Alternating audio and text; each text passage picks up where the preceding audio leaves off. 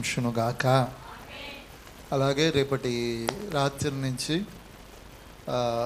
గడిచిన ఆదివారాలు తెలియచేశాను.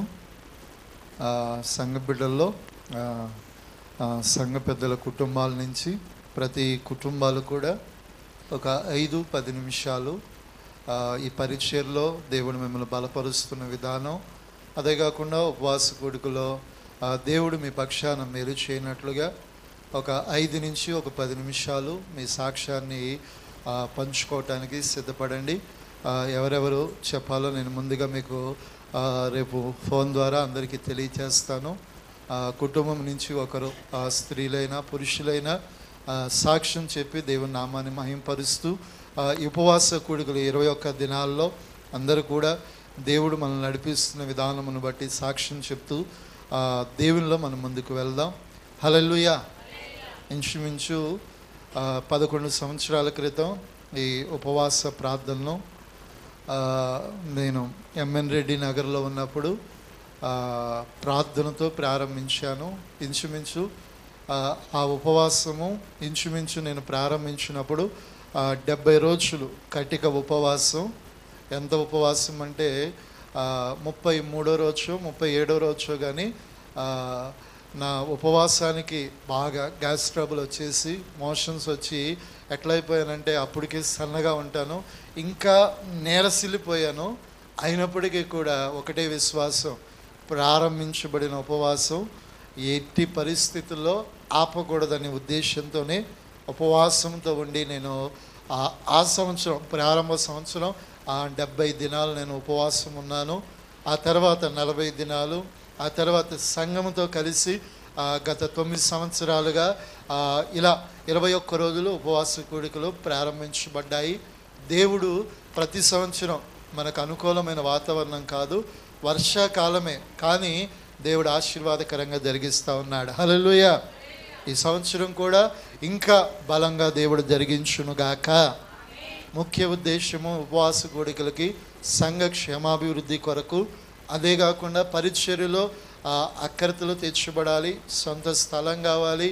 రాబోతున్న దినాల్లో ఈ పరిచర్య ద్వారా కొంతైనా ఈ ప్రాంతాన్ని కదిలించి ప్రభువు దగ్గరికి వెళ్ళిపోవాలనే ఆశతోనే ఈ ఉపవాస కూడికలు నేను ప్రారంభించాను. ఈ పరిచర్య ద్వారా కొంతైనా ఈ ప్రాంతాన్ని కదిలించాలనే ఒక ఆశతో ఈ కూడికలు ప్రారంభించాను. అవి మీకు తెలియజేస్తూ ఉన్నాను.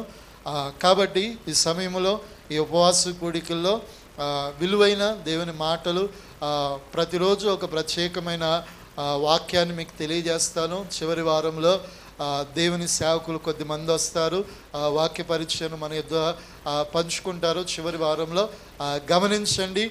ఇంకా రాని వారికి సహోదర ప్రేమతో మీరు తెలియచేసి తీసుకురావాలని ప్రేమతో తెలియజేస్తూ ఉన్నాను. హల్లెలూయా. వాక్య భాగంలోకి వెళ్దాం. పరిశుద్ధ గ్రంథము ద్వితీయోపదేశ కాండము 6వ అధ్యాయము 19వ వచనాన్ని మనం చదువుకుందాం.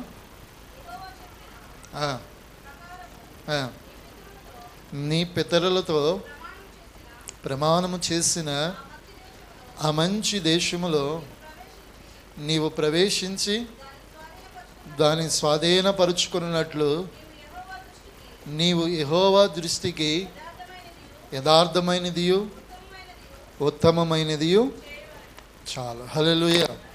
ఈరోజు వాక్యపు అంశం ఏంటంటే ఏది ఉత్తమమైనది అనేటటువంటి మాటను గురించి మీకు చెబుతాను. విచ్ ఈజ్ ద బెస్ట్, అలాగే గుడ్ అంటే ఏది మనకి ఉత్తమమైనది, ఆ ఉత్తమమైనది దేవుని దృష్టికి ఎలాంటిది, యోగ్యమైనది అనే మాటను మీకు వాక్యాన్ని బట్టి తెలియజేస్తాను. ఇక్కడ అంటున్నాడు దేవుని సేవకుడు, యెహోవా చెప్పిన ప్రకారము నీ పితరులతో ప్రమాణం చేసిన ఆ మంచి దేశములో మీరు ప్రవేశించి స్వాధీనపరుచుకున్నట్లుగా దేవుని దృష్టికి మనం ఏం చేయాలంటే ఉత్తమమైన దానిని చేయవలెను. హల్లెలూయా. అంటే దేవుని దృష్టికి ఏది ఉత్తమమో, ఏది దేవుని దృష్టికి ఉత్తమమై ఉన్నదో అదే క్రైస్తవుడు ఈనాడు చేయవలసిన వాడై ఉన్నాడు. హల్లెలూయా. ఏది ఉత్తమమో ఒకసారి మనము యోచించవలసిన వారం. దేవుడు నీలో, అయ్యో దేవుడు నాలో, అయ్యో దేవుడు ప్రతి కుటుంబ వ్యవస్థ దగ్గరికి వచ్చి నీ కుటుంబంలో, నీ బిడల జీవితాల్లో, నీ వ్యక్తిగత జీవితంలో ఆయన దృష్టికి నీ పక్షమున, నీ కుటుంబ పక్షమున ఆయన చెప్పిన వాగ్దానం, ఆయన చెప్పినటువంటి మాట, ఆయన చెప్పిన ఉద్దేశం నెరవేర్చబడాలి అంటే ఆయనకు ఉత్తమమైనటువంటిది ఏదో ఎరిగి అలాగ నీవు నేను నడుస్తున్నామా అని దేవుడు నిన్ను నన్ను ప్రశ్నిస్తున్నాడు. హల్లెలూయా. వాగ్దానములు వరమి పట్టుకున్న ప్రభువా, ఈ వాగ్దానము చొప్పున నన్ను నడిపించు, నా కుటుంబాన్ని నడిపించు, నా బిడ్డలను నడిపించు, అయ్యో నా సమస్తాన్ని నడిపించు, నా శ్వాసాన్ని నడిపించు అని దేవుని అడుగుతున్న మన జీవితాల్లో ఒక్కటి గమనించాలి. హల్లెలూయా. దేవునికి ఉత్తమమైనది మనము చేయవలసిన వారమై ఉన్నాం. హల్లెలూయా. హల్లెలూయా. ఆయన్ని గురించి కూడా బైబిల్ కొన్ని మాటలు చెబుతుంది. కొన్ని మాటలు మీకు తెలియజేస్తాను. ఆ తర్వాత ఏది ఉత్తమమైనది, ఏది మనం చేయాలో అనేది వాక్యాన్ని బట్టి మీకు తెలియజేస్తాను. చదువుకుందాం. కీర్తన గ్రంథము 25వ అధ్యాయము 8వ వచనాన్ని చదువుదాం.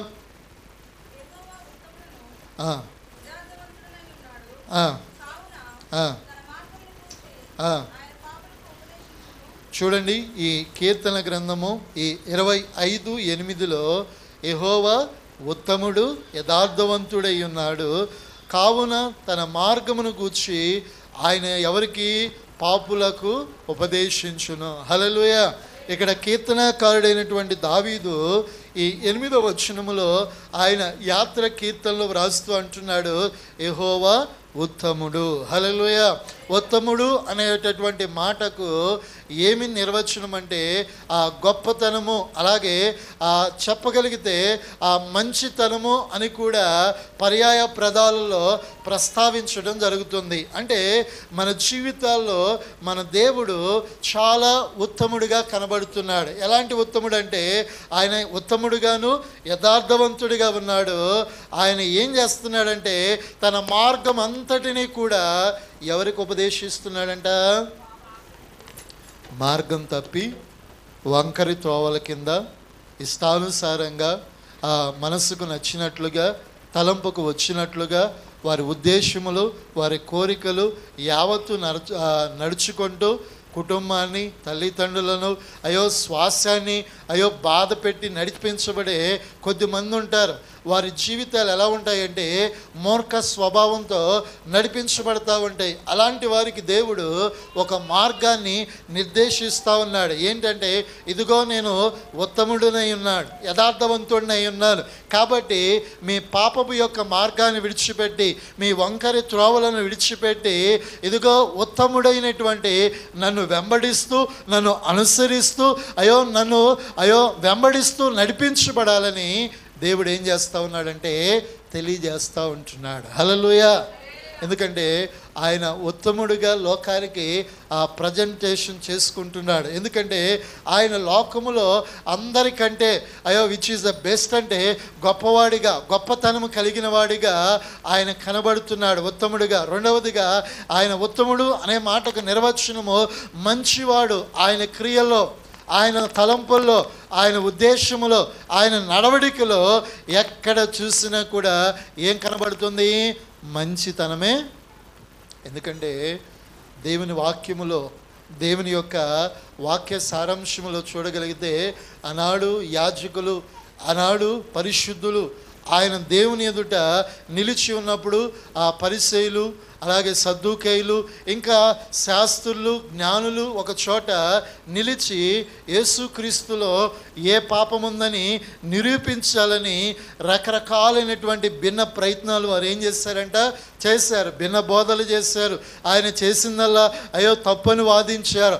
ఆయన ఇలాంటి వాడు, అలాంటి వాడు అని లోకానికి చూపించాలని విశ్వ ప్రయత్నాలు చేసి ఆయన మీద పాపము రుద్దటానికి ప్రయత్నం చేశారు. కానీ ఆయన క్రియల్లో కావచ్చు, ఆయన నడవడికలో కావచ్చు, ఆయన మాటల్లో కావచ్చు, ఎక్కడా కూడా అయ్యో దురుద్దేశాన్ని బయటికి తీయాలి, ఎలాగైనా ఆయన రెచ్చగొట్టాలని ప్రయత్నం చేసినా కూడా వారి ఎదుట ఆయన ఏం పోగొట్టుకోలేదంట? మంచితనాన్ని పోగొట్టుకోలేదు. హల్లెలూయా. ఆయన ఏదైతే చెప్పాడో ఆ ప్రకారమే చేశాడు. ఏదైతే చేశాడో అలాగే తన జీవితాన్ని ఏం చేశాడు? జీవించాడు. ఎక్కడ ఏ సిచ్యువేషన్లో కూడా, ఏ పరిస్థితుల్లో కూడా దేవుడు తనకు పంపిన ఉద్దేశం విషయంలో ఏం చేయలేదంట? తడబడలేదు. హల్లెలూయా. ఎందుకంటే తనకు ఎదురైన సవాళ్ళు, ఆయనకు ఎదురైన శ్రమలు, ఆయనకు ఎదురైన కష్టాలు, ఆయనకు ఎదురైనటువంటి అయ్యో పెను భారములో ఇంకెందుకు నాకు ఈ శ్రమ, అయ్యో ఇలాంటి వారి కొరక అని ఎక్కడ ఆయన అనుకోలేదు. హల్లెలూయా. అందుకే ఆయన గూర్చి లేఖన వాక్యము తెలియజేస్తుంది, యెహోవా ఉత్తముడు. హల్లెలూయా. ఆయన ఉత్తముడైన దేవుడు. అయ్యో ఆయనలో గొప్పతనం ఉంది, ఆయనలో మంచితనం ఉంది. ఆ మంచితనాన్ని, గొప్పతనాన్ని ఆయనను ఆరాధించే వారికి కావచ్చు, ఆయనను ఎరగని ప్రజలకు ఏం చేస్తున్నాడంటే ఉపదేశిస్తూ ఉంటున్నాడు. హల్లెలూయా. అదే కాకుండా అదే కీర్తన గ్రంథము 85వ అధ్యాయము 12వ వచనాన్ని చదువుదాం. యెహోవా ఉత్తమమైన దానిని అనుగ్రహించును, మన భూమి నీతి ఆయన ముందర నడుచును. చూడండి, ఇక్కడ యెహోవా ఆయన ఉత్తమముడైన వాడును, రెండవదిగా ఆయన ఈ లోకములో ఆయనను ఆరాధించే వారికి ఏమనుగ్రహిస్తాడంట? ఉత్తమమైన దానిని అనుగ్రహిస్తాడు. హల్లెలూయా. ఎందుకంటే ఆయన ఉత్తముడు కాబట్టి ఆయనను ఆరాధించి దేవుని బిడ్డలకు ఉత్తమమైన దానిని, శ్రేష్టమైన దానిని ఆయన ఏం చేశాడంటే ఈ లోకములో సిద్ధపరిచాడు. ఆ సిద్ధపరిచిన దాన్ని మనమందరము కూడా పొందుకోవలసిన వారముగా నిలిచి ఉన్నాం. ఎందుకంటే చాలామంది చూడండి, ఈ లోకములో మనుషులుగా కుటుంబాల్లో కావచ్చు, ఉద్యోగంలో కావచ్చు, వ్యాపారంలో కావచ్చు, అలాగే ఏదైనా ఒక పరిస్థితిలో చూడగలిగితే ఎవరికైనా కడుపు నిండాక, ఎవరికైనా సమృద్ధి కలిగినాక ఏం చేస్తారు? ఇతరులకు పెట్టడానికి ఏమొస్తుంది?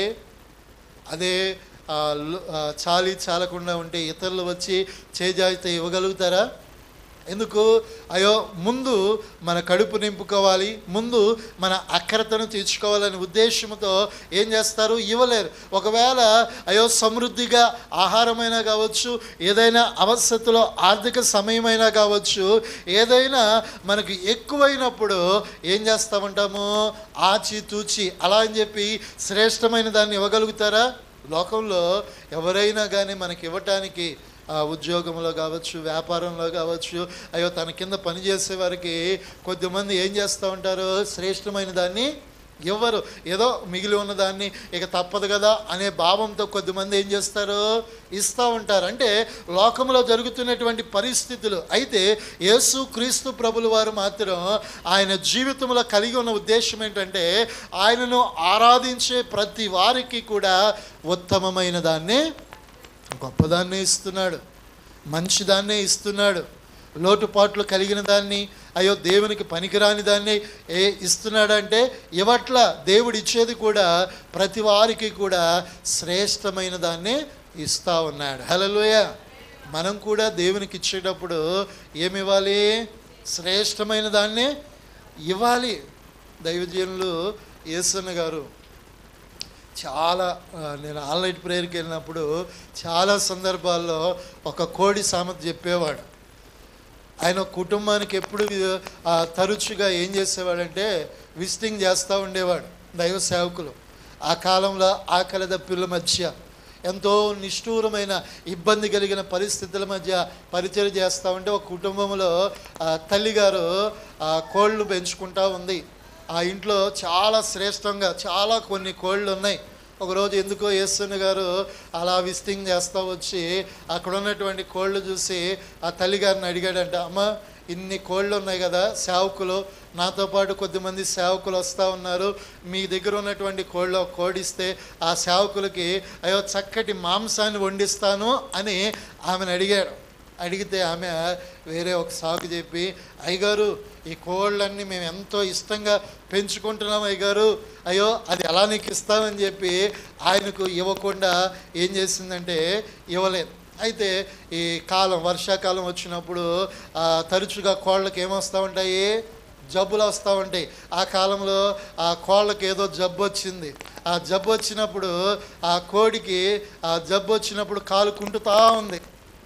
ఆ కుండుతూ ఉన్నప్పుడు ఆమె ఏం చేస్తుందంటే దాన్ని చక్కగా నీళ్ళు వేసి బాగా నీళ్ళు తాగించి నీట్గా దాన్ని చేసి ఆదివారం యేసన్న గారి దగ్గర తీసుకొచ్చింది. హల్లెలూయా. ఆమె అంత చక్కగా ఉన్నప్పుడు ఆయన అడిగాడు. అయితే తీసుకొచ్చి, యేసన్న గారు మీరు అడిగారు కదా, అడిగినందుకు ఈ కోడిని నీకు ఇస్తున్నాను అని చెప్పి యేసన్న గారికి ఇచ్చింది. ఇచ్చినప్పుడు ఆయన కోడి ఎట్లా ఉంది, మంచిదా కాదని చూసుకోలేదు, కానీ తీసుకెళ్ళమ్మా అక్కడ మందిర ఆవరణంలో కోళ్ళ గంప ఉంది, అందులో పెట్టమ్మా అన్నాడంట. ఆమె అలాగే వెళ్ళి పెట్టింది. అయితే మధ్యాహ్నం ప్రార్థన అయిపోయింది. తనతో పాటు సేవకులు ఉన్నారు కదా, తన దగ్గర ఉన్న బ్రదర్స్ని ఒకరిని పిలిచి ఆ కోడిని తీసుకొచ్చి అయ్యో కోసి మాంసం వండండిరా అంటే ఆ కోడి తీసుకొచ్చేసరికి తీయంగానే ఆ కోడి ఇలా పడిపోయిందంటే మెడ నుంచి. హల్లెలూయా. ఏం చేసింది, ఇలా మెడ నుంచి నోట్లోంచి నొరగొస్తూ ఉంది. పరిగెత్తుకుంటూ వచ్చి యేసన్న గారు ఇలా జరిగిందని చెప్పేసరికి ఆయన ఆ కోడిని చూడంగానే ఆయన కోపం వచ్చేసింది. హల్లెలూయా, హల్లెలూయా. ఎందుకంటే మనలాగా మౌనంగా చెప్పడు, ఆయన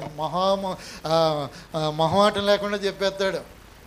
ఎందుకంటే ఆ కోడిని చూడగానే ఆయన అన్నాడు, ఈరోజు ఎట్లాగైనా అయ్యో మంచి మాంసం కూర వండొచ్చు అని ఆశపడ్డాడు. చూడంగానే ఆ కోడి జబ్బుతో ఏమైంది, చచ్చిపోయింది అప్పటికే నొరగెక్కేసి. ఆయన అనుకున్నాడు, ఉత్తమమైనవి ఎన్నో దేవుడిచ్చాడు, దేవునికి ఇచ్చే సమయానికి వచ్చేసరికి ఒక కుంటిదాన్ని ఒక రోగిష్టి దాన్ని ఏం చేసింది, ఆమె తీసుకువచ్చింది.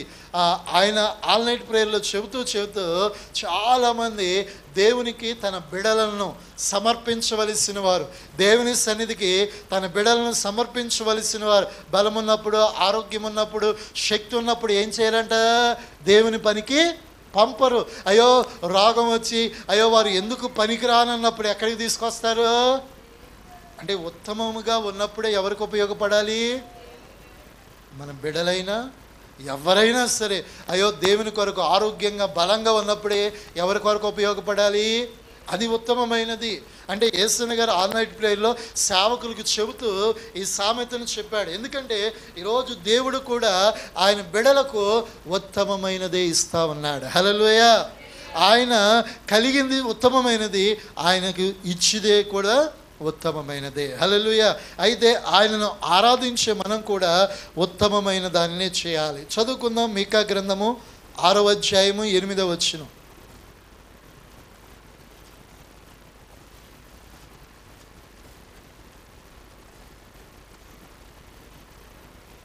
ఆరో అధ్యాయము 8. మనుష్యుడా, ఏది ఉత్తమమో అది నీకు తెలియజేయబడి ఉన్నది.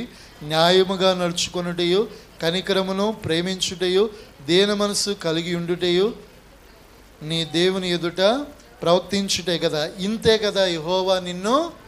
చూడండి, ఆయన ఉత్తముడు, ఉత్తమమైన దాన్ని అనుగ్రహిస్తూ మనలో కూడా దేవుడు ఏం కోరుకుంటున్నాడు, ఒక ఉత్తమమైనటువంటి లక్షణాలను దేవుడు కోరుకుంటున్నాడు. ఏంటి అంటే న్యాయముగా నడుచుకొనుట. హల్లెలూయా. దేవుడు ఆయన బిడలు ఎక్కడ ఏ త్రాసులో ఏ కొలత కొలిసినా కూడా ఎలా ఉండాలంట, న్యాయంగానే ఉండాలి. హల్లెలూయా. అన్యాయమైన త్రాసు దేవునికి ఏం చేస్తుందంట, మొర పెడతా ఉంది. అన్యాయమైన త్రాసు దేవునికి ఏం చెప్పాలంట, లెక్క అప్పచెప్పవలసి ఉన్నది. కాబట్టి దేవుని ఆరాధించే మన జీవితాల్లో దేవునికి ఉత్తమమైనది ఏంటంటే న్యాయముగా నడుచుకొనుట. హల్లెలూయా. మన జీవితాల్లో, మన కుటుంబాల్లో భర్త విషయంలో భార్య, భార్య విషయంలో భర్త, పిల్లల విషయంలో తల్లిదండ్రులు, అలాగే మనకిచ్చినటువంటి కుటుంబాల్లో అందరి విషయంలో ఎలా ఉండాలంట, న్యాయంగా ఉండాలి. హల్లెలూయా. న్యాయము అంటే అందులో కొలత లేనిది. ఎలాంటి కొలత అంటే ఒకరికి న్యాయం చేసి ఒకరికి ఏం చేయకూడదు, న్యాయం అంటే న్యాయమే. నీ కొడుకైనా, నీ కూతురికైనా, అయ్యో నీ భర్తకైనా, నీ పిల్లలకైనా, మీ అత్తమామలకైనా, అయ్యో మీ తోటి, అయ్యో ఎవరికైనా ఒకేలాగా ఏం చేయాలి? ఒకేలాగా ప్రేమించాలి. అత్తలు ఒకలాగా, అమ్మలు ఒకలాగా, తండ్రిని ఒకలాగా, మామలు ఒకలాగా ఏం చేయకూడదు? న్యాయం అంటే న్యాయమైన త్రాసులో కొలత కొలవటం అంటే అందరూ కూడా న్యాయముగా. హల్లెలూయా. ఎందుకంటే న్యాయముగా మనం నడవాలి.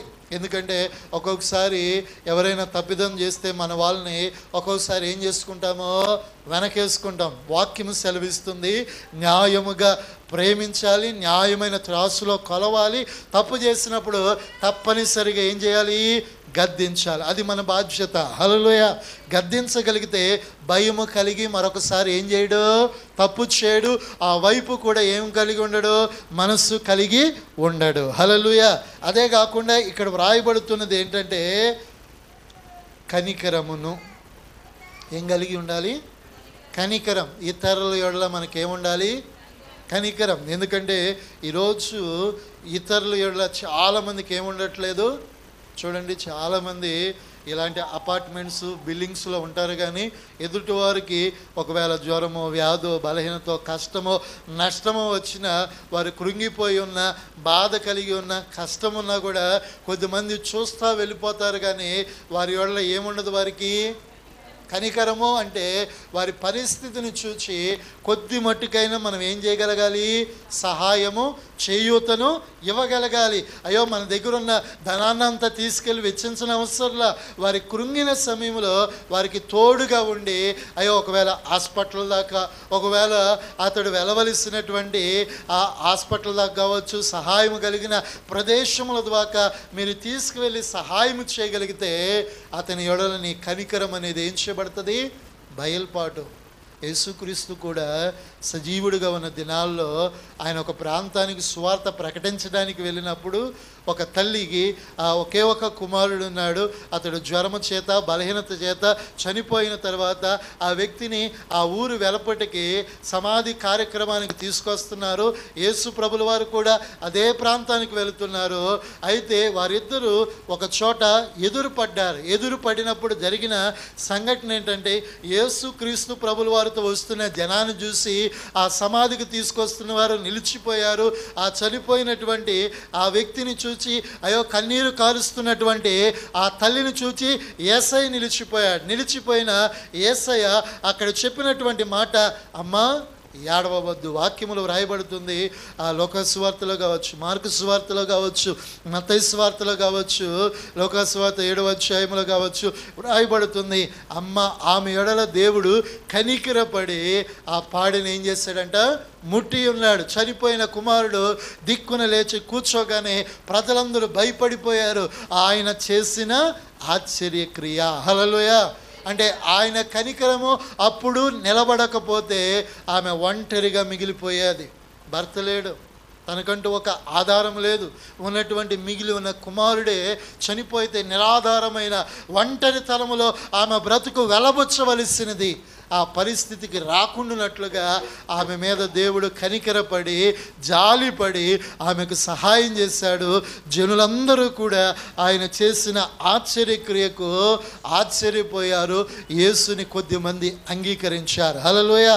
మనము కూడా కనికరాన్ని చూపగలిగితే ఆయన కనికరం ఇతరులను యేసుక్రీస్తు యొద్దకు నడిపించగలుగుతుంది. హల్లెలూయా. మూడవదిగా ఏం కలిగి ఉండాలి? ప్రేమించుట. హల్లెలూయా. హల్లెలూయా. ఈరోజు దేవుని ప్రేమ, క్రీస్తు ప్రేమ మనలో నింపబడాలి. హల్లెలూయా. ఆయన గురించి బైబిల్లో ఎక్కడ వెతికినా చాలా సందర్భాల్లో ప్రేమామయుడుగానే ఆయన ఏమవుతున్నాడు?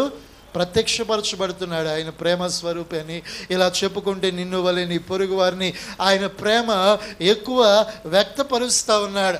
ఆయన ప్రేమ కలిగిన వాడు, ఆయన జాలి కలిగిన వాడు, దయ కలిగిన వాడని కొద్దిమంది క్రైస్తవులు ఏం చేస్తున్నారు? ఎంత తప్పు చేసినా ఆయన మమ్మల్ని క్షమిస్తాడులే, ఆయన బలిపీఠం దగ్గరికి వచ్చేయచ్చులే అనుకుంటున్నారు. వాక్యం అంటుంది ఆ అజ్ఞాన కాలమందు చూచి చూడనట్లుగా విడిచిపెట్టేశాడు. ఇప్పుడైతే అందరికీ తీర్పు ఉంది. ఒకరోజు నిలబడవలసిన సమయం ఉంది. అప్పుడు నీవు నేను అయ్యో చేసిన ప్రతి క్రియకు అక్కడ ఒక తీర్పు ఉంటుంది. అక్కడ నీవు నాకు ప్రతి వారికి ఆ జడ్జిమెంట్లో ఒకవేళ మనం తేలిపోతే అగ్ని ఆరదు, పురుగు చావదు. కాబట్టి క్రీస్తును ఆరాధించే మన జీవితాల్లో ప్రేమలో నిలిచి ఉందాం, ప్రేమలో సాగించబడదాం, ప్రేమలో అంటుకట్టబడదాం. అయ్యో ప్రేమలో మనం ఏం చేయబడాలంటే నడిపించబడాలి. హల్లెలూయా. ఎందుకంటే ప్రేమ ఎప్పుడు కూడా ప్రేమలో ఏముండదు, మత్సరత. అంటే ఒకరిని ప్రేమించి ఇంకొకరిని ద్వేషించదు. అందరి ఎడల ఒకే ప్రేమ, యేసుక్రీస్తు ప్రేమ. హల్లెలూయా. ఆయన లోకమును ఎంతో, అందుకే ఆయన ప్రాణమును మన కొరకు ఏం పెట్టాడంట, క్రయధనముగా. ఆ ప్రేమ మనము కలిగి ఉందుము గాక. ప్రేమ లేక ఈరోజు వివాదాలు లోకంలో, ప్రేమ లేకే కుటుంబాలు కట్టబడట్ల, ప్రేమ లేకే అయ్యో సహోదరుల మధ్య ఐక్యత, ప్రేమ లేకే భార్యాభర్తల కుటుంబాలలో గలిబిలులు, ప్రేమ లేకే బిడల జీవితాలు ఏమైపోతున్నాయి, పాడైపోతున్నాయి. అదే ప్రేమ అనేది సఖ్యతగా ఉంటే కుటుంబాలు అద్భుతంగా, మన భారతదేశమే కావచ్చు ప్రపంచమే అద్భుతంగా మలచబడుతుంది. హల్లెలూయా. ఉత్తమమైనది ప్రేమ. హల్లెలూయా. అక్కడ ఇంకొక మాట ఉంది, ఏమనుందంట, దీన మనస్సు కలిగి దేవుని ఎదుట ప్రవర్తించుట. హల్లెలూయా. ఈరోజు దేవుని బిడలంగా మన జీవితాల్లో ఎన్ని ఉన్నా కూడా దీన మనస్సు అనే వస్త్రాన్ని ధరించుకొందుముగాక.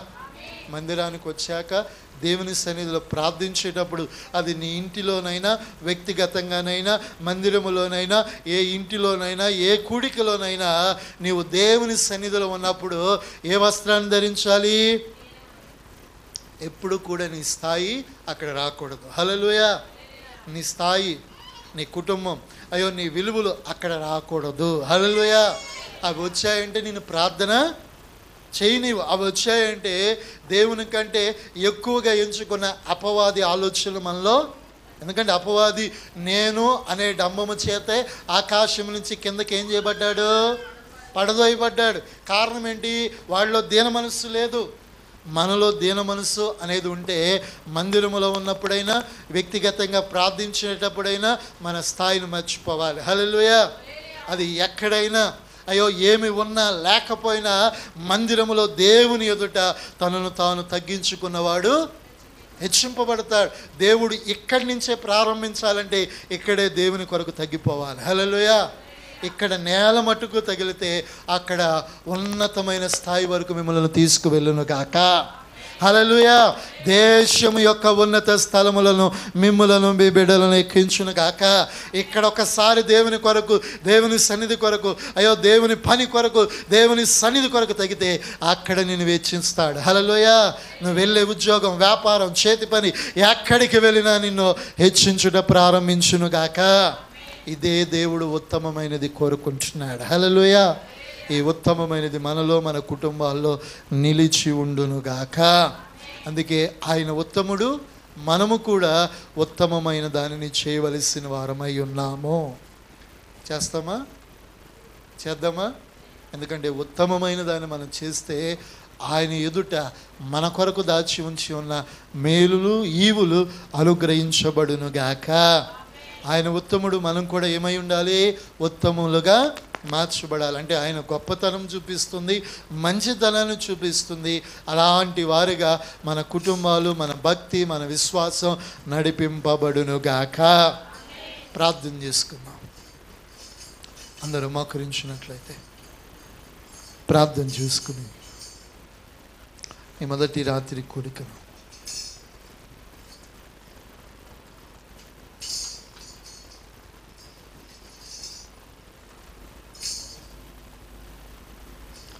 హల్లెలూయా. స్తోత్రం. అందరూ కూడా ప్రార్థన చేసుకున్నాం.